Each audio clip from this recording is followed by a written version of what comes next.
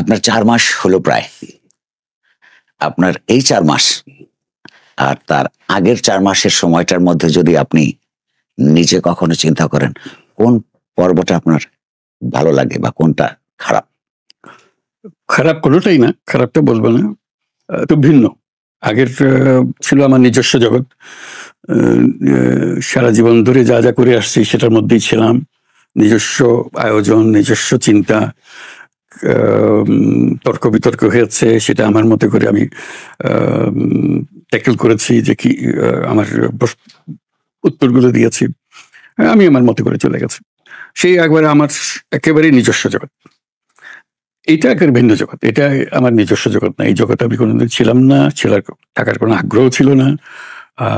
এটার ডান-বাম আমার জানা নেই। অনেকটা হাঁটিয়ে চলার মতো অবস্থা। কাজেই সেই ভিন্ন জগৎ। বাট এটারও একটা চ্যালেঞ্জ আছে।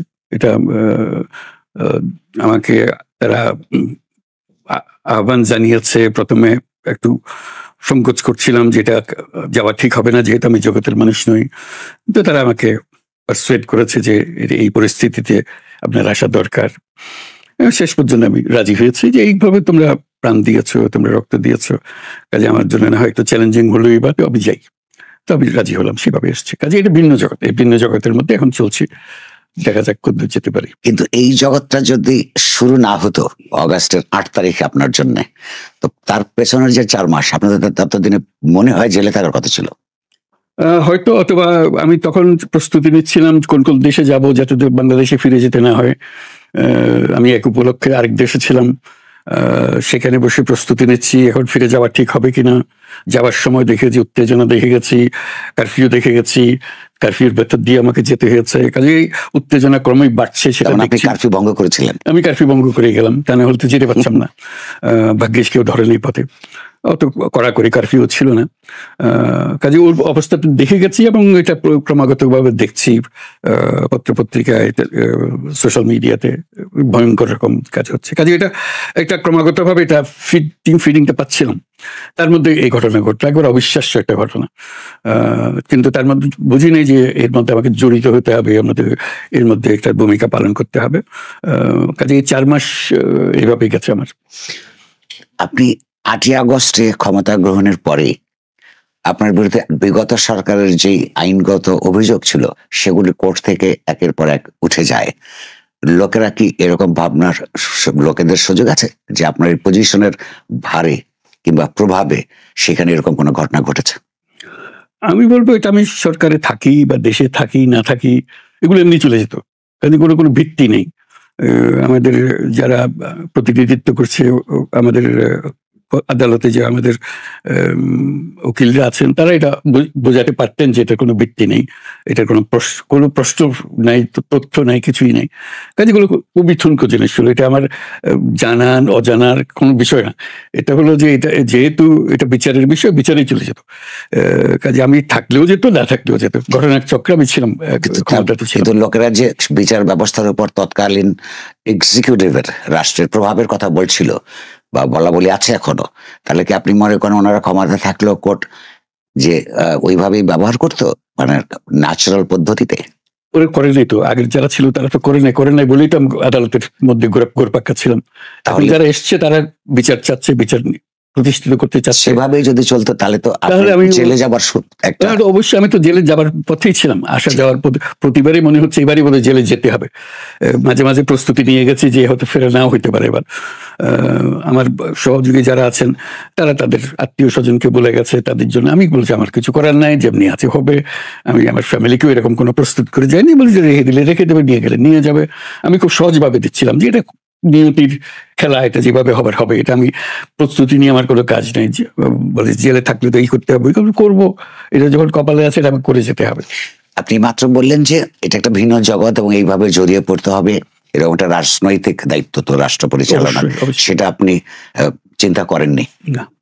আপনি 2007 সালে যখন একটা পার্টি করতে গেছিলেন, সেই সময় তো এটা রাজনৈতিক কর্মকাণ্ড হিসেবেই চিন্তা করেছিলেন।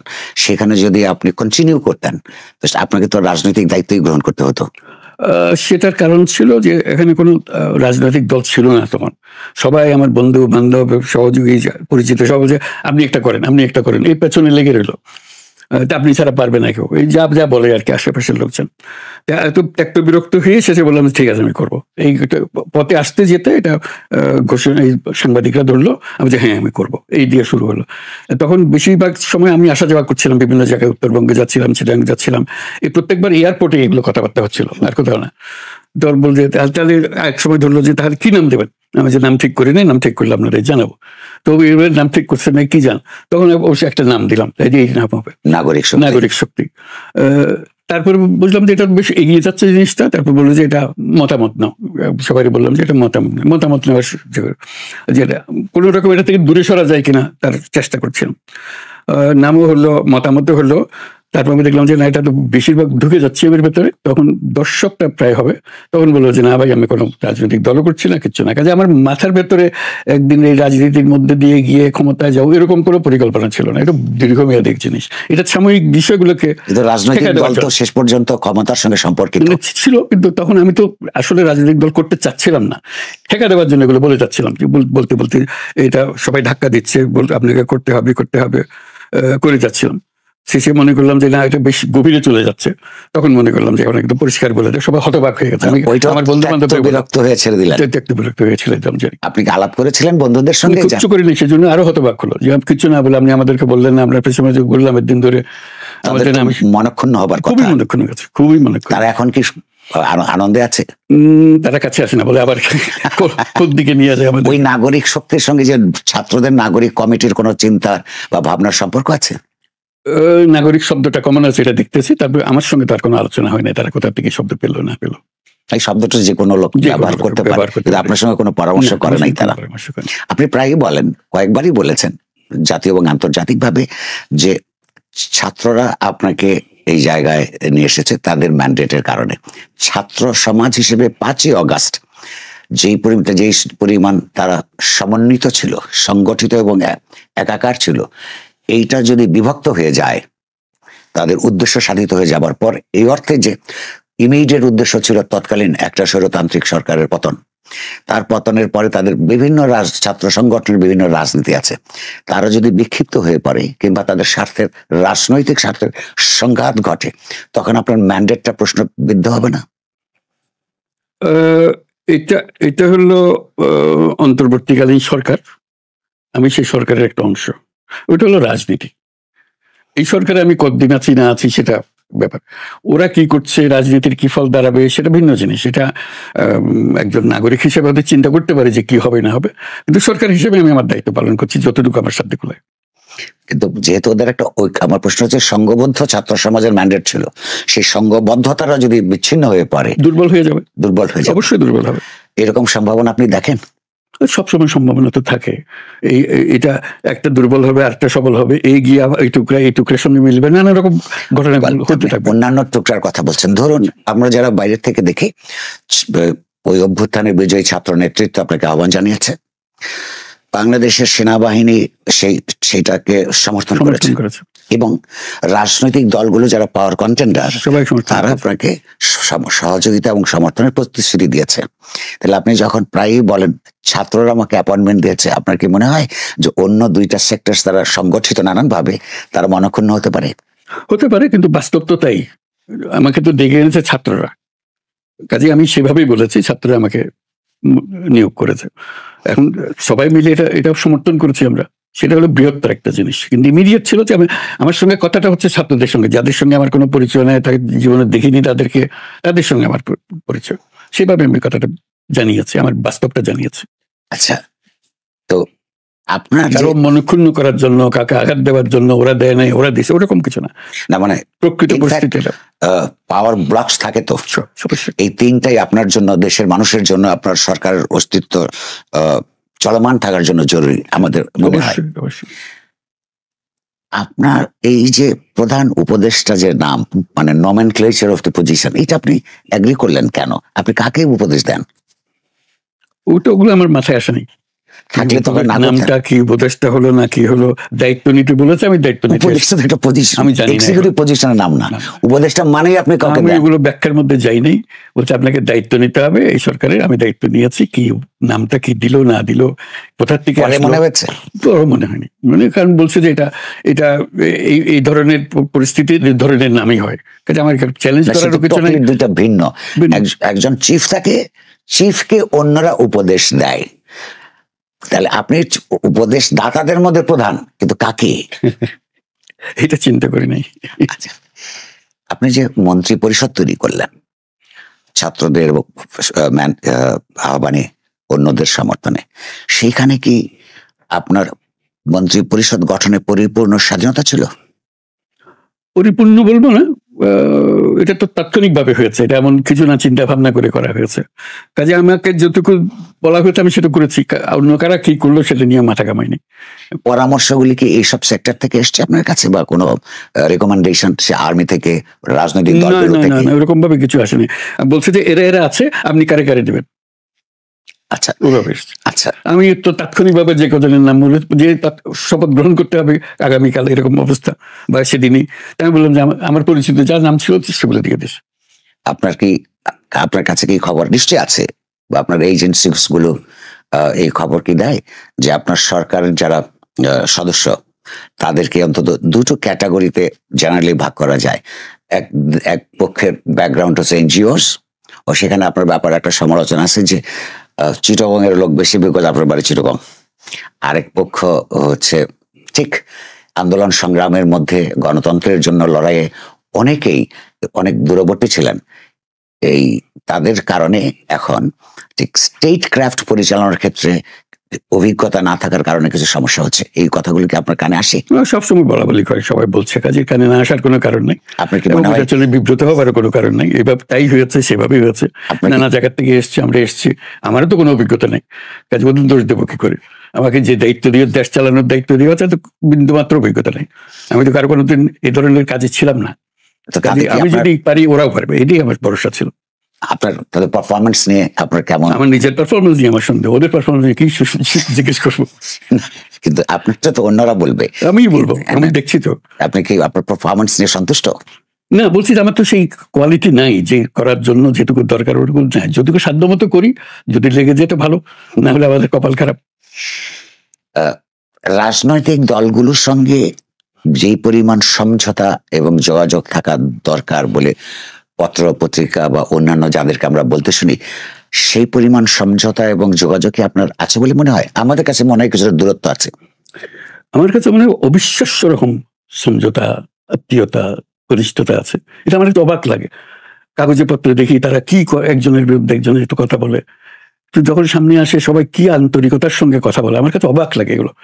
মনে বড় সাহস লাগে যখনই কথা বলি, ব্যক্তি হিসেবে যখন রাজনৈতিক দলের কারোর সঙ্গে কথা বলি, অন্যরা কেউ নেই এক আসে, কিন্তু কি আন্তরিকতার সঙ্গে কথা বলে, কিরকম সমর্থন নিয়ে কথা বলে, আমি অভিভূত হয়ে যাই যে এত সমর্থন থাকা সত্ত্বেও এই দেশ চলছে না কেন?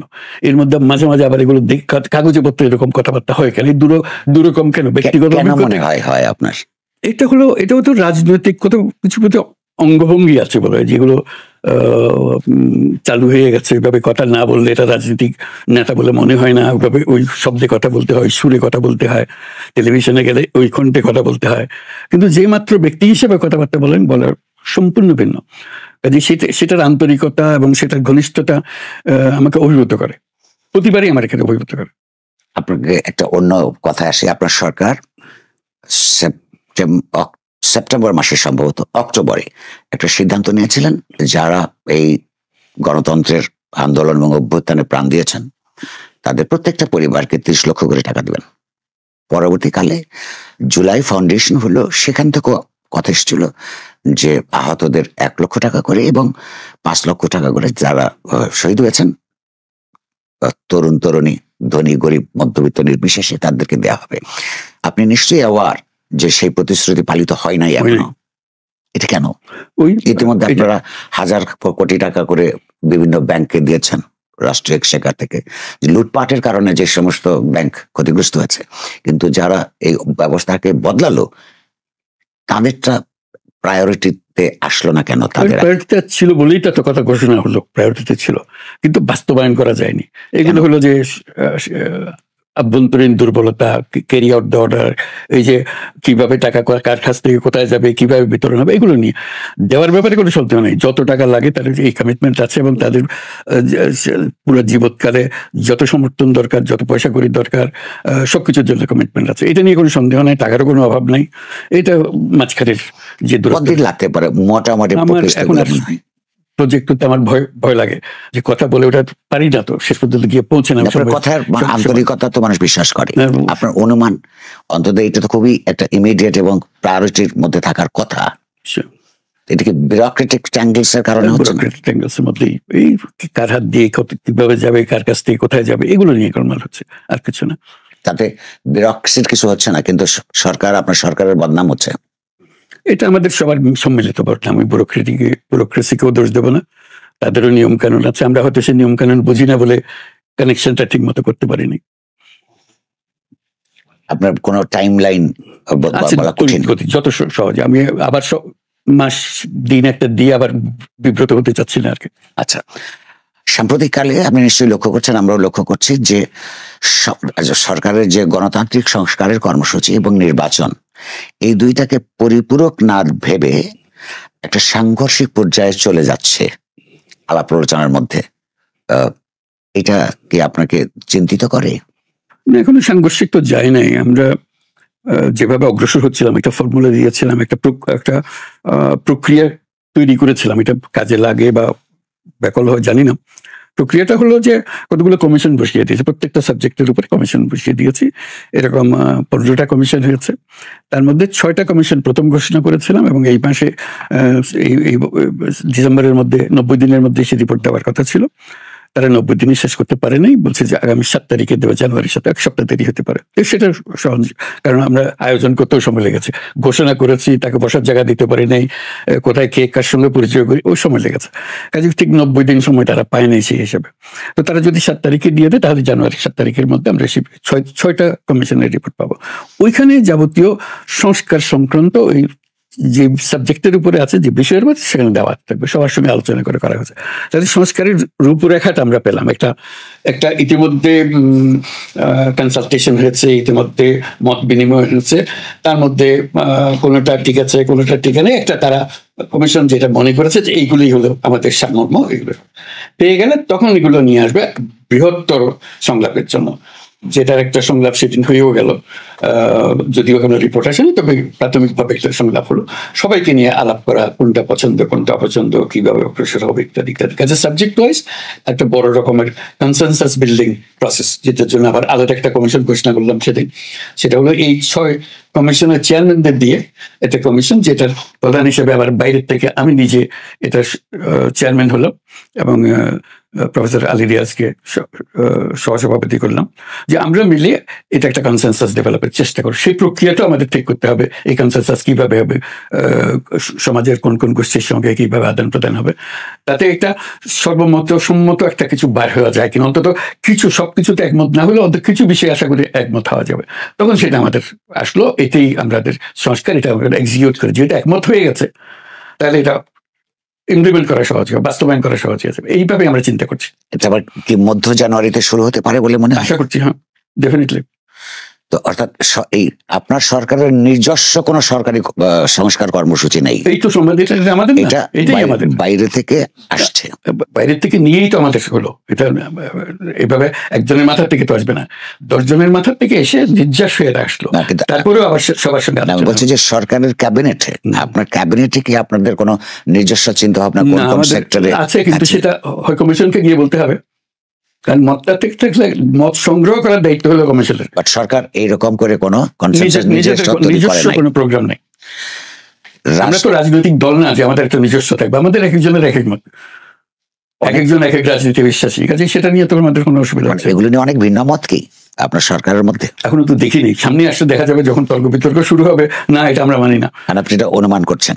আমরা অনুমান করছি, কারণ সবাই যে একরকম একমত হবে সেরকম তো কথা নেই। আমি যেমন ধরেন একটা ওই সেদিন সংলাপের জন্য আমাকে একটা বক্তৃতা দিতে বলেছিল, সেখানে বললাম যে সমঝোতা কিভাবে হবে এটা প্রক্রিয়া বলতে গিয়ে বললাম, ধরুন আমি মনে করি 17 বছর বয়সে এটা ভোটার হওয়া উচিত এবং আপনি সেটা ভিন্ন মত পোষণ করেন, তাহলে আলাপ হবে ইত্যাদি ইত্যাদি বর্ণনা দিয়েছে। শেষ পর্যন্ত দেখলে আপনার মতটাই ঠিক গেল, আমার তো হলো না, আমি মেনে নেবো সেটা হলো এক। লোকে মনে করলো যে এটা মধ্যে সরকার থেকে চাপিয়ে দেওয়া হচ্ছে 17 বছর। আমি তো ভাই এরকম বলি নাই তো, আমি বললাম যে ধরুন 17, আমি বলছি 17 বছর বয়স থেকে হওয়া ভালো, এটা একটা মত হিসেবে, মতের একটা সিদ্ধান্ত নয়, সিদ্ধান্ত একটা উদাহরণ হিসেবে। তাহলে এটা সমঝোতাটা কিভাবে হবে? আপনাদের সবার মত একরকম, আমার মত একরকম, তো শেষ পর্যন্ত আমি সবার মত যেদিকে আমি সেদিকে যোগ দেবো, সেটি হলো কনসেনসাস, সেটি হলো ঐকমত্যবোধী যেটা বুঝি। এইভাবে আমরা অগ্রসর হতে চাই। তো সেটা অনেকে ভুল বুঝে মনে হলো যে সরকার থেকে বোধহয় 17 বছর লাগিয়ে দিতে চাচ্ছে। আমি বললাম যে না ভাই, এরকম তো বলি নাই আমি। এ বিষয়ে সরকারের সুনির্দিষ্ট কোনো প্রস্তাবনা নাই। রাজনৈতিক দলগুলোর সঙ্গে, প্রতিষ্ঠিত পুরনো রাজনৈতিক দলগুলোর সঙ্গে আমরা লক্ষ্য করছি, যারা নতুন একটা রাজনৈতিক দল করতে যাচ্ছেন, তরুণরা যারা আন্দোলনে নেতৃত্ব দিয়েছেন তাদের একটা অংশ, তাদের মধ্যে পরিষ্কারভাবে বোঝা যাচ্ছে যে তারা সময় নিতে চায় নির্বাচনের জন্য। তরুণরা, রাজনৈতিক দলগুলো মনে করছে যে সংস্কার প্রক্রিয়ার পাশাপাশি নির্বাচন প্রক্রিয়াটা এগিয়ে আনার দরকার, কিন্তু তাদের কথাবার্তার মধ্যে সাম্প্রতিককালে পাবলিক ডিবেটস এর মধ্যে এক ধরনের তিক্ততাও তৈরি হয়েছে। আপনার নজরে এসছে? খুব ভালো করে নজরে এসছে। সেটা একটা দুশ্চিন্তার ব্যাপার নয়? মোটেই না। কি করতে বাইরে একরকম, ভেতরে আরেকরকম। আচ্ছা, সেই কারণে তারা শেষ পর্যন্ত একমত হয়ে যাবে।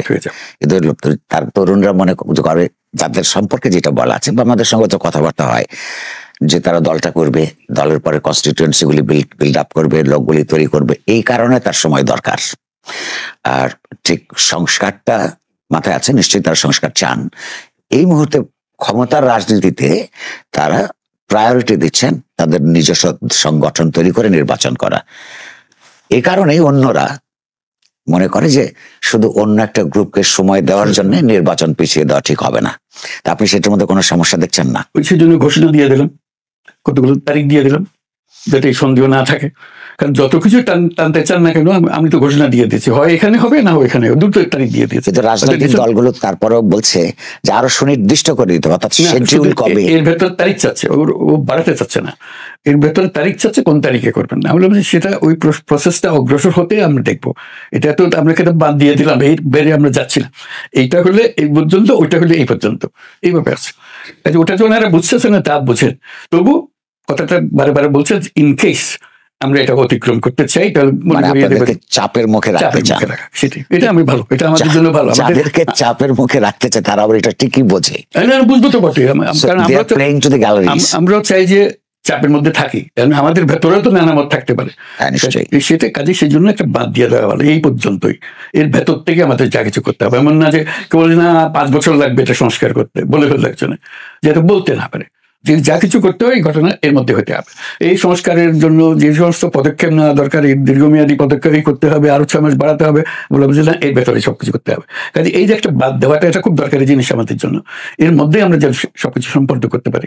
আপনার মন্ত্রী পরিষদের তরুণ সদস্যদের কেউ কেউ কিছু এইসব ব্যাপারে পাবলিক স্টেটমেন্ট করার পর অনেক বিতর্ক তৈরি হয়েছে, আপনি নিশ্চয়ই খেয়াল করেছেন।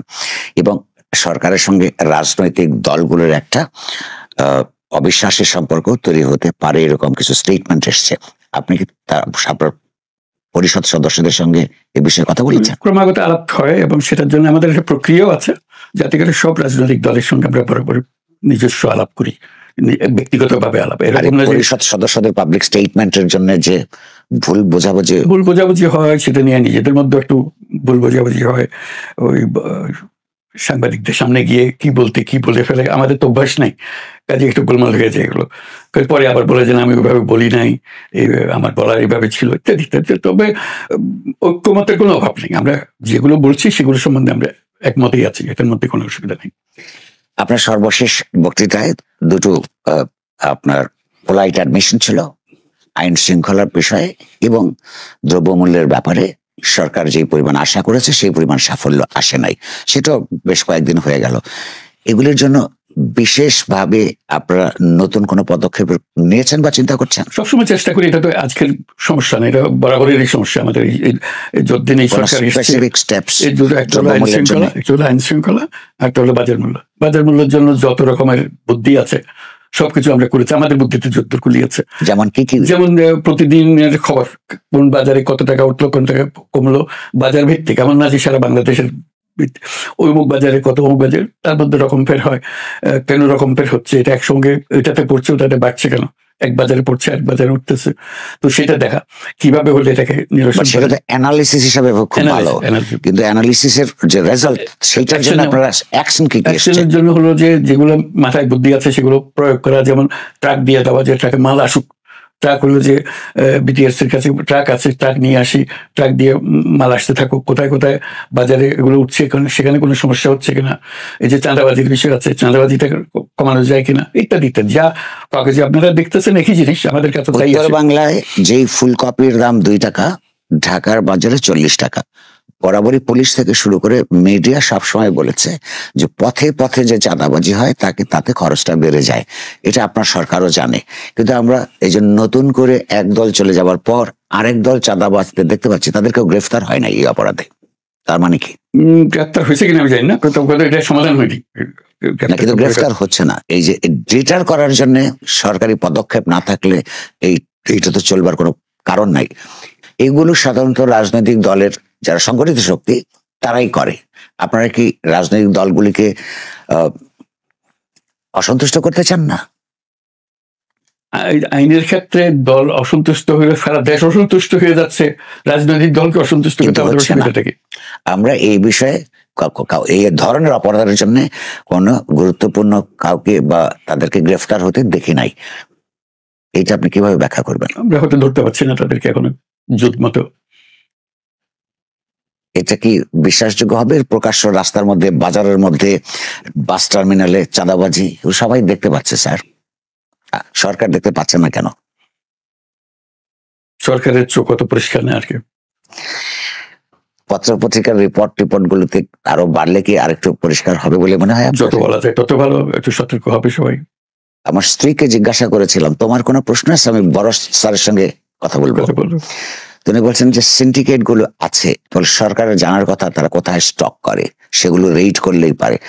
নাগরিক হিসেবে আমার স্ত্রীর এই প্রশ্নের আপনার কি উত্তর?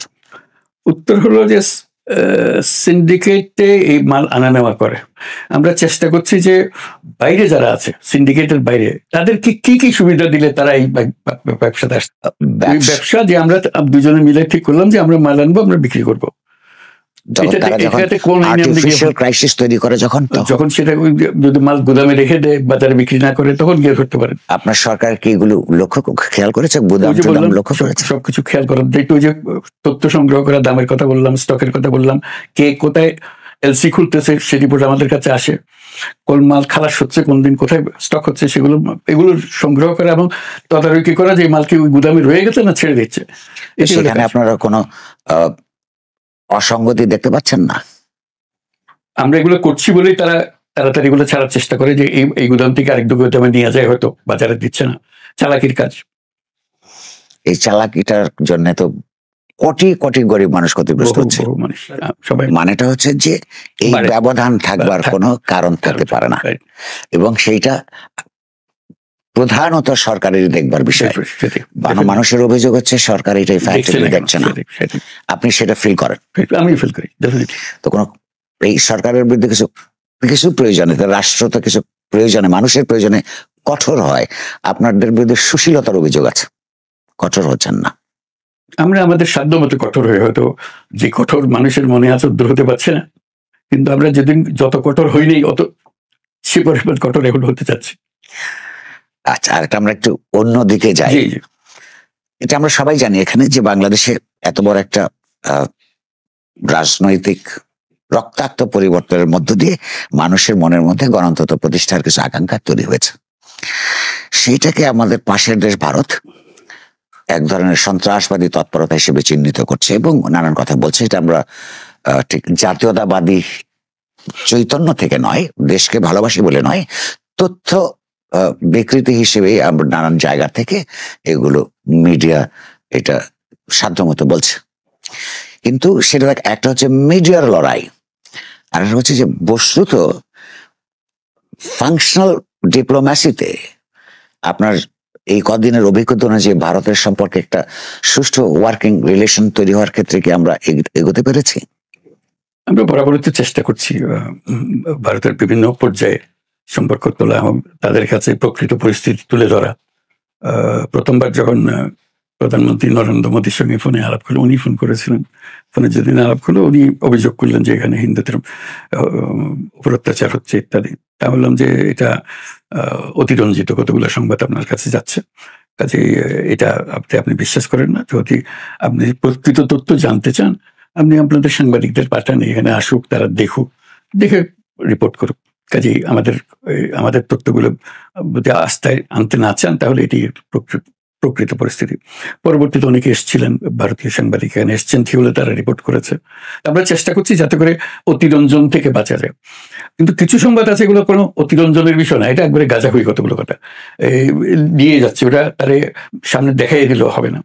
তো সেরকম তারা চলছে, নানা রকম আজগুবি সংবাদ দিচ্ছে। তো পরবর্তীতে যখন তাদের সঙ্গে আলাপ হয় তখন এবার তাদের পররাষ্ট্র সচিব যখন আসলেন তখন বললাম যে এরকম কেন হচ্ছে। তো বললো যে ওটা আমাদের সরকারের বিষয় না, সরকার এটার মধ্যে জড়িত না, এগুলো মিডিয়ার বিষয়, এগুলো আমাদের আওতার বাইরে। কাজে সরকার এটা থেকে দূরে সরলো, সেটা আমাদের জন্য একটা বড় অ্যাচিভমেন্ট। একদিন সরকার এটার মধ্যে জড়িত ছিল বলে অনেকটা প্রকাশ করছিল, এখন সরকার বলছে এটা আমাদের না, কাজে এটা হয়ে গেল। আমরাও চেষ্টা করছি এখন আমাদের তথ্যগুলো তাদের কাছে দেওয়ার জন্য। ইন্টারন্যাশনাল করেসপন্ডেন্টরা যখন আসে, সাংবাদিকরা আসে, তারা করে। এখন মনে হয় ইন্টারন্যাশনাল কাভারেজ ইত্যাদির কারণে অত বেশি জুত করতে পারছে না, দিচ্ছে এখনো খবর দিচ্ছে, উল্টাপাল্টা খবর দিচ্ছে, কিন্তু জুত করতে পারছে না, যেহেতু আন্তর্জাতিক যারা সাংবাদিক আছেন তারা এগুলো রিপোর্ট করছেন। আগে বলছিল যে এটা ইসলামিস্ট একটা অভ্যুত্থান হয়েছে, এটা তালেবানদের হাতে চলে গেছে ইত্যাদি। এখন পত্রপত্রিকা যখন ইন্টারন্যাশনাল কাগজপত্র যখন আসছে, তো ওখানেও তারা সুবিধা করতে পারছে না ওরকম বলে। কিছু কাগজে দেখালো এখানে তাদের ক্যাবিনেটের মধ্যে কারা কারা আছে, তাদের যে পরিচিতি দিল, কেউ বিশ্বাস করবে না যে এটা ইসলামিস্টের গোষ্ঠীর একটা অন্যরকম। কাজে ওখানে ফেলেও দিতে পারছে না। কাজে যতই তারা করুক না কেন, এই ধরনের যে প্রপাগান্ডা যেগুলো ছিল, প্রচারণা যেটা ছিল, সেটা আগের থেকে অনেক কমেছে। তাতে সব রকমের প্রচারণা বন্ধ হয়ে গেছে এটা বলবো না, একটু প্রচারণা আছে। এটা রাষ্ট্রের দিক থেকে কোনো হস্টিলিটিস কি টের পান আপনি? না, আমাদের যে রাষ্ট্রীয় দিক থেকে কোনো হস্টিলিটি নাই। আমাদের তো এই যে বললাম, তারা পরিষ্কারভাবে বললো যে এটার সঙ্গে আমাদের কিছু না, আমাদের সঙ্গে রাষ্ট্রের সঙ্গে সম্পর্ক, আমরা আমাদের বক্তব্যের মধ্যে এগুলো নাই। এবং আমরা বলছি যে আমাদের সম্পর্ক খুব গভীর সম্পর্ক হতে হবে এবং ঘনিষ্ঠ সম্পর্ক হতে হবে, এবং এটা আমরা এখন মেঘ জমেছে, মেঘটা কাটিয়ে উঠতে হবে। এটা বলছে মেঘটা কাটানোর জন্য আমাদের চেষ্টা করতে হবে, উভয় পক্ষে সেটা আমরা চেষ্টা করি। মানবতা বিরোধী অপরাধের বিচার হওয়ার জন্য আপনার সরকার প্রাক্তন প্রধানমন্ত্রী শেখ হাসিনাকে বাংলাদেশে ফিরিয়ে আনবার একটা উদ্যোগ গ্রহণ করেছে, অফিসিয়ালি চিঠি দিয়েছেন আপনারা। আপনার ধারণা রিজনেবল টাইম বলে কতদিনের মধ্যে উত্তর আশা করেন? আমার কোনো ধারণা নেই এগুলো কতদিন সময় লাগতে পারে। আপনার ফরেন মিনিস্ট্রি নিশ্চয়ই আপনাকে না, এখনো জিজ্ঞেস করেনি কতদিন লাগবে। আমরা প্রক্রিয়া শুরু করেছি, এখন দেখবো তারা কি জবাব দেয়, তারা জবাব দিচ্ছে কিনা, এটা ফলো আপ করবো। ডেফিনেটলি একটা গতি নেবে এটা। কতদিন অনুমান করে আপনারা আবার চিঠি দিবেন? এটা একটা সময়, এটা মাসখানিক বলেন, আমরা ফলো আপ করবো, দেখেন কি হয়। আমরা আর একটু পশ্চিমে যাই। মার্কিন যুক্তরাষ্ট্রের নতুন প্রেসিডেন্টের সঙ্গে ভারতের প্রধানমন্ত্রী নরেন্দ্র মোদীর অনেক ভালো সম্পর্ক, এবং ডোনাল্ড ট্রাম্পের ক্যাবিনেটে ইন্ডিয়ান বর্ন 7 জন মন্ত্রী আছে বলে শোনা যায়। আপনার সঙ্গে পশ্চিমের সম্পর্ক ভালো বলে মানুষ মনে করে। তাদের এই সম্পর্ক কি আমাদের দেশে দ্বিপাক্ষিক সম্পর্কের মধ্যে কোনো ক্ষতির কারণ হতে পারে বলে আপনি আশঙ্কা করেন? হতে পারে, কারণ এত ঘনিষ্ঠতা থাকলে ভারতীয় বংশোদ্ভূত নাগরিক ব্যক্তি যদি ওখানে ক্ষমতায় থাকে, তার একটা প্রভাব তো হতেই পারে এটা, এবং ইতিমধ্যে তার প্রভাবের কিছু নমুনা আমরা দেখেছি। কাজে আমরা দেখছি এটার কোন দিকে যায়, এবং ভারতীয় বংশোদ্ভূত হলেই যে সেই ভারতের সঙ্গে যুক্ত থাকবে এমন কোনো কথা নাই। সে হয়তো আমাদের দিকে বেশি মনোযোগ দিতে পারে। আমরা দেখছি সেগুলো কিভাবে আমরা বার করতে পারি যে কারা কারা আমাদের দিকে সহানুভূতিশীল হবে, কিভাবে আমরা তাদের সহানুভূতিটা পেতে পারি, নতুন সরকারের সঙ্গে সম্পর্কটা কিভাবে গড়ে তোলা যায়। পুরনো সরকারের সঙ্গে আমাদের একটা সম্পর্ক গড়ে উঠেছিল, ভালো সম্পর্ক ছিল, নতুন সরকারের সঙ্গে সেটা আমরা একই রকম ভালো সম্পর্ক করার জন্য চেষ্টা করব। ইতিমধ্যেই কি কাজকর্ম এই ব্যাপারে শুরু হয়েছে? এটা নিয়ম আমাদের করতে হয়, যখন নতুন সরকার আসে তার সঙ্গে একটা যোগাযোগ স্থাপন করা, যেগুলো ডিপ্লোম্যাটিক পর্যায়ে হয়, গিয়ে আলাপ করে, ডিপ্লোম্যাটিক চ্যানেলের বাইরে হয়, বন্ধুত্ব পূর্ণ সম্পর্কের খাতিরের জন্য হয়। ওখানে যারা হোয়াইট হাউসে আছেন তাদের সঙ্গে যাদের যোগাযোগ আছে তাদের সঙ্গে যোগাযোগ হয়, কিভাবে করতে হবে, নানাভাবে হয়, এটা বিভিন্ন চ্যানেলে যোগাযোগগুলো করতে হয়। আপনি ইতিমধ্যে সার্কের একটা ইফেক্টিভ রিভাইভালের কথা প্রস্তাব করেছেন বাংলাদেশের তরফ থেকে, তাতে কোনো সাড়া পাওয়া যাচ্ছে বলে মনে হয়?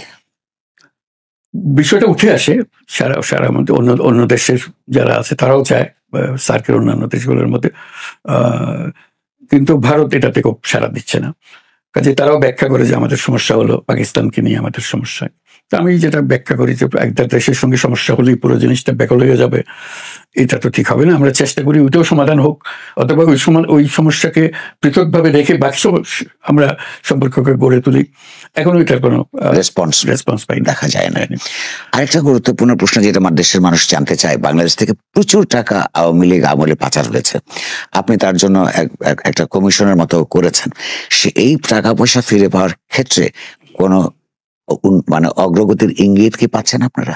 সবাই আশ্বাসিত, সাক্ষী প্রমাণ পেয়ে গেলে আমরা নিশ্চয়ই একটা ব্যবস্থা করতে পারবো। এটা এরকম আইন আছে, আইনের মাধ্যমে এটা করবো। সব টাকা হয়তো ফেরত আসবে না, কিছু টাকা ফেরত আসবে যদি আমরা সাক্ষী প্রমাণগুলো পাই। সেই প্রচেষ্টাগুলো হচ্ছে, সাক্ষী প্রমাণের ব্যাপারে কাজকর্ম ডেডিকেটেড একটা কাজ, আলাদা ইউনিট আছে তাদের কাজগুলো এগুলো উদ্ধার করার। এটা প্রথম শুরু থেকে এটা হয়েছে, যেহেতু আমরা জানি যে এরকম টাকা গেছে, ব্যাংকিং চ্যানেলে গেছে, সুবিধা হলে তো ব্যাংকিং চ্যানেলে গেছে, ব্যাংকিং চ্যানেলে ধরাটা সহজ হবে হয়তো। এগুলো সুটকেস বোর্ডে যেগুলো নিয়ে গেছে সেগুলো মুশকিল আছে সেগুলো ধরা, কিন্তু এগুলো তো চ্যানেলের ব্যাপার। কাজে ওরা অবশ্য যেগুলো যারা এক্সপার্টস আছে যারা এই কাজে করে তারাও বলতে চায় এটা সম্ভব, কিন্তু সম্ভব বলে কতদিন আমরা বসে থাকবো, এটাই হলো বিষয় আর কি। এটা আইনগত বিষয় আছে, কি সাক্ষী প্রমাণ তারা কি চায়, কিভাবে এটা আইডেন্টিফাই হবে, কার কাছে গেল, আইন ভঙ্গ করে গেল। কিছু আশা মাঝে মাঝে পাই যে এটা হবে, এখনো চূড়ান্ত কিছু পাইনি। মানে আমাদের আশা করবার কারণ আছে? আশা করার কারণ, অবশ্যই কারণ আছে। কিরকম সময় লাগতে পারে বলে আপনার ধারণা? এটা তো তাদের কথা তো কিছু বুঝতে পারি না, এটা যে একটা স্ট্যান্ড লাইন আছে এর মধ্যে গিয়ে এটা শেষ হবে, এটা এখনো বুঝি নাই যে এটা কতদিন লাগতে পারে। আমি একটা আন্দাজে বলে দিতে পারি আপনাকে, কিন্তু আমার মনে হয় না সেটা বলা ঠিক হবে। তো সামনের নির্বাচনের পরে এই যে এরকম দায়িত্ব শেষ করবার পরে আপনি পরবর্তীকালে কি করার প্ল্যান আপনার? আমি তো বরাবরই বলছি যে আমি যে এদের সাময়িক বিষয় ছিল, আমি আমার এই দায়িত্ব পালন করে আমি আমার পুরনো আনন্দের জগতে ফিরে যাব। এই অভিজ্ঞতার উপর কোনো বই লেখার পরিকল্পনা আছে আপনার? না, এরকম চিন্তা করিনি। আপনি বইয়ের কথা মনে করে দিয়েছেন, আমি দিন কাটানো নিয়ে ব্যস্ত আছি। আপনাকে অনেক ধন্যবাদ সময় দেওয়ার জন্য।